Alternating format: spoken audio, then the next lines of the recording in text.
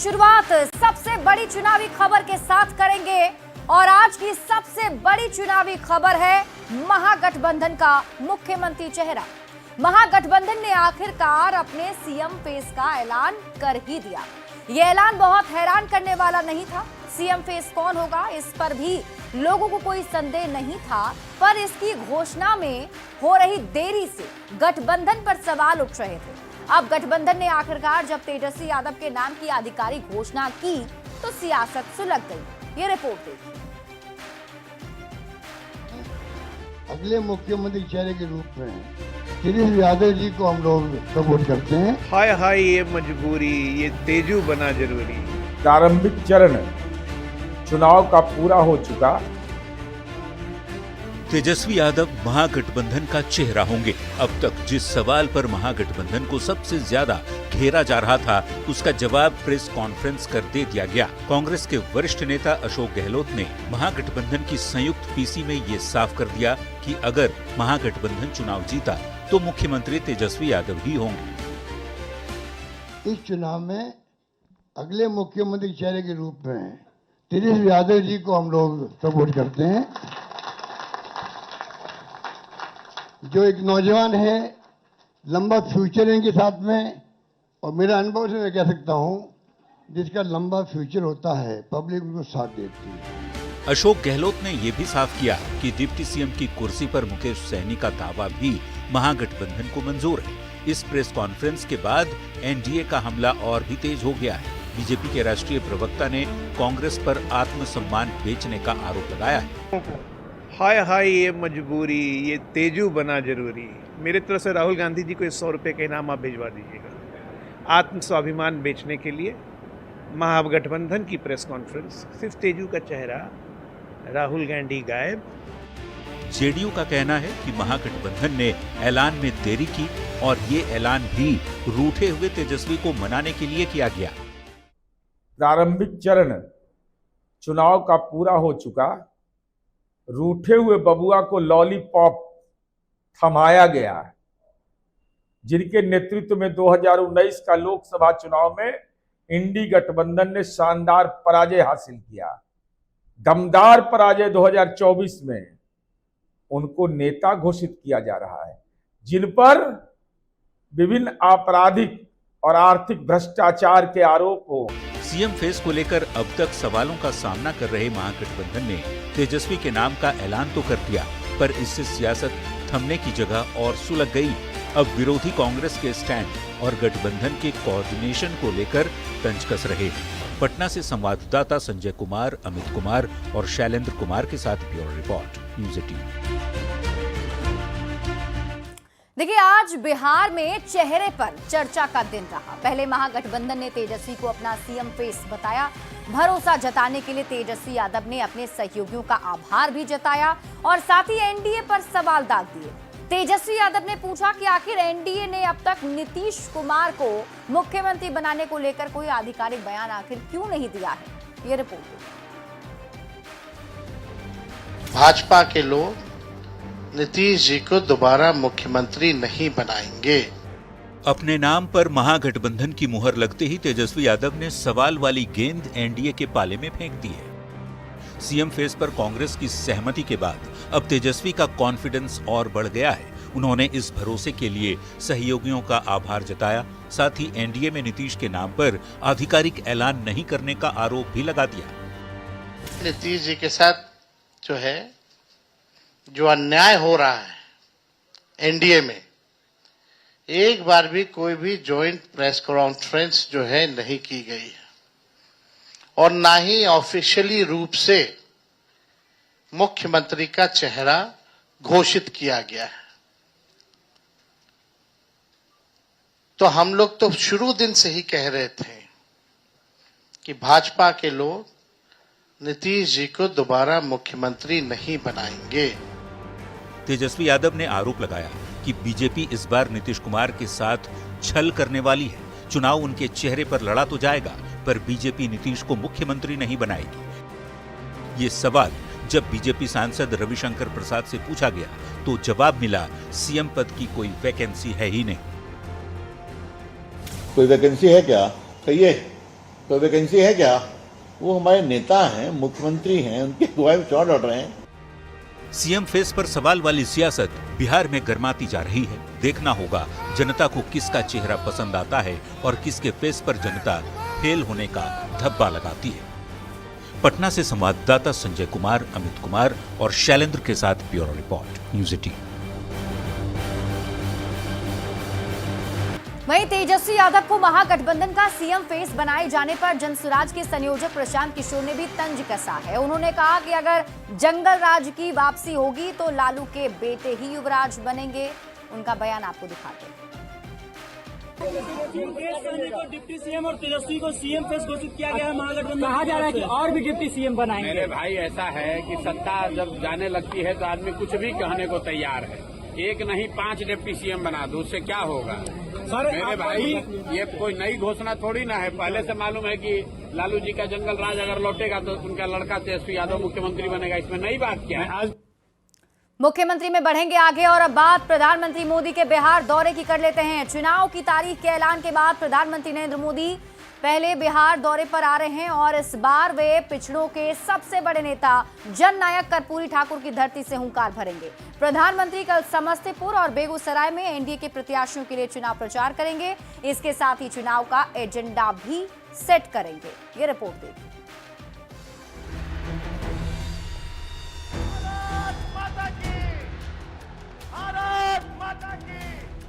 कर्पूरी ग्राम, ये वही धरती है जहां जननायक कर्पूरी ठाकुर का जन्म हुआ। वही कर्पूरी ठाकुर जिन्हें 2024 में मोदी सरकार ने भारत रत्न से सम्मानित किया। श्री कर्पूरी ठाकुर मरणोपरांत उनके पुत्र श्री रामनाथ ठाकुर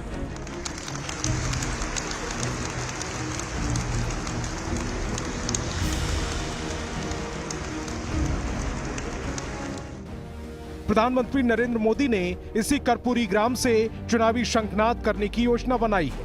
24 अक्टूबर को प्रधानमंत्री मोदी समस्तीपुर में जनसभा करने वाले हैं। ये चुनाव के ऐलान के बाद बिहार में प्रधानमंत्री मोदी की पहली जनसभा होगी, जिसे लेकर एनडीए नेताओं में काफी उत्साह है। हम सब लोग स्वागत करते हैं। हम लोगों के नेता नीतीश कुमार जी भी इस कार्यक्रम में रहेंगे, उस गांव में रहेंगे। मुझे लगता है कि जनता मन बना चुकी है। समस्तीपुर में कर्पूरी ठाकुर को श्रद्धांजलि देने के बाद प्रधानमंत्री मोदी जनसभा को संबोधित करेंगे, फिर बेगूसराय के लिए रवाना हो जाएंगे। बेगूसराय में प्रधानमंत्री मोदी उलाव हवाई अड्डे से चुनावी सभा को संबोधित करेंगे। लाखों लाख की भीड़ को नरेंद्र मोदी जी बिहार के चुनावी सभा का प्रथम चरण में शंखनाद करेंगे। पीएम मोदी के स्वागत और सुरक्षा को लेकर बड़ी तैयारियां की जा रही हैं। चुनावी गहमा गहमी के बीच प्रधानमंत्री मोदी का ये बिहार दौरा काफी महत्वपूर्ण माना जा रहा है। इस दौरे के जरिए प्रधानमंत्री मोदी न सिर्फ एनडीए के लिए चुनाव प्रचार करेंगे, बल्कि चुनाव का एजेंडा भी सेट करेंगे। Bureau report, news 18। और मुख्यमंत्री में अब आपको सुनाते हैं बयान बवाली, यानी ऐसा बयान जिस पर बवाल मच गया है। केंद्रीय कपड़ा मंत्री गिरिराज सिंह अपने बयानों को लेकर अक्सर खबरों में बने रहते हैं और इस बार फिर से उन्होंने कुछ ऐसा कहा है जिससे बवाल मच गया है। उन्होंने आरजेडी, कांग्रेस और वीआईपी पर आरोप लगाया कि वो टिकट बेचवा पार्टी है। गिरिराज सिंह के इस बयान पर विपक्ष ने भी जोरदार पलटवार किया है। महागठबंधन टिकट बेचवा पार्टी। आरजेडी, कांग्रेस और वीआईपी, ये तीनों टिकट बेचवा पार्टी है, ऐसा हम नहीं कह रहे। ये आरोप लगाया है बीजेपी के फायर ब्रांड नेता और केंद्रीय कपड़ा मंत्री गिरिराज सिंह ने। उन्होंने कहा कि ये तीनों विपक्षी पार्टियां टिकट बेचकर उम्मीदवार उतार रही हैं। आरजेडी में उनके कार्यकर्ताओं ने टिकट बेचने का आरोप लगाया, कांग्रेस पर आरोप है और कांग्रेस के साथ साथ वीआईपी पर भी आरोप है। यानी महागठबंधन टिकट बेचवा पार्टी। ये टिकट बेचवा पार्टी कल के बाद जब शंखनाद मोदी जी करेंगे बेगूसराय की धरती से, तो अपने धराशायी हो जाएगा। हम बिहार में 2010 से अधिक। गिरिराज सिंह के इतने बड़े आरोप के बाद विपक्ष कहां चुप बैठने वाला था। आरजेडी ने गिरिराज सिंह को बड़बोला बताया तो वीआईपी ने उन्हीं की पार्टी पर सवाल दाग दिए। आप चाहे जितना भी बयानवीर बन जाइए, चाहे जितना भी बयान दे दीजिए, अब बिहार की जनता एनडीए को पसंद नहीं कर रही है। और आप जैसे लोगों के संबंध में बिहार की जनता का स्पष्ट मत है कि ये अनर्गल प्रलाप और जनता के हितों के खिलाफ जाकर के वक्तव्य देने का काम करते हैं। अब गिरिराज सिंह सर्टिफिकेट देंगे, इन्हीं की सर्टिफिकेट की जरूरत है। गाय का पूजा करते हैं और इनका पार्टी जो है गाय से चंदा लेती है। इलेक्ट्रॉल बॉन्ड में देखे ना, इलेक्ट्रॉल बॉन्ड में कितना पैसा का उगाई किया। चुनावी साल में अपने प्रचार के साथ साथ विरोधियों पर वार का कायदा पुराना है। इसी बार पलटवार में अक्सर बवाली बयानों के तीर भी चलते रहते हैं। किसके आरोप में कितनी सच्चाई है ये तो जांच का विषय है, पर फिलहाल देखना ये होगा कि जनता किसके दावे पर भरोसा जताती है। बेगूसराय से संवाददाता संतोष कुमार और पटना से रवि एस नारायण के साथ ब्यूरो रिपोर्ट न्यूज़ 18।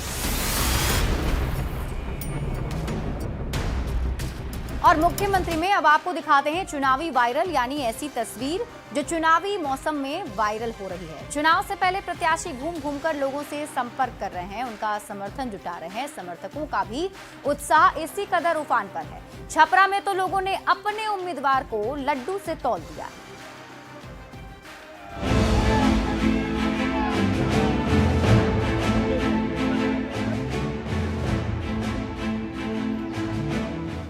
चुनाव का मौसम है, नेताजी गांव शहर घूम रहे हैं, समर्थकों के पास जा रहे हैं और समर्थक भी बड़े उत्साह के साथ उनका स्वागत कर रहे हैं। मांझी विधानसभा क्षेत्र में एक प्रत्याशी को लोगों ने दूध से स्नान कराकर उनका स्वागत किया।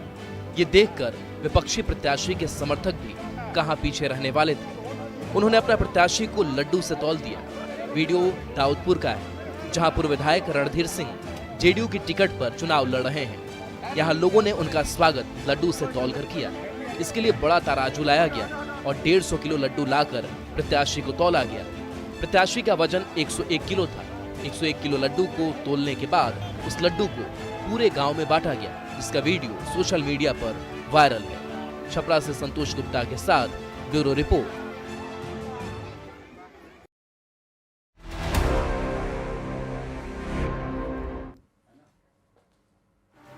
और चलिए अब आपको मुख्यमंत्री में दिखाते हैं चुनाव की चौपाल। विधानसभा चुनाव को लेकर सियासी सरगर्मी बढ़ गई है। चारों तरफ चौक चौराहों पर चर्चा तेज हो गई है कि चुनावी लड़ाई में इस बार कौन बाजी मारेगा।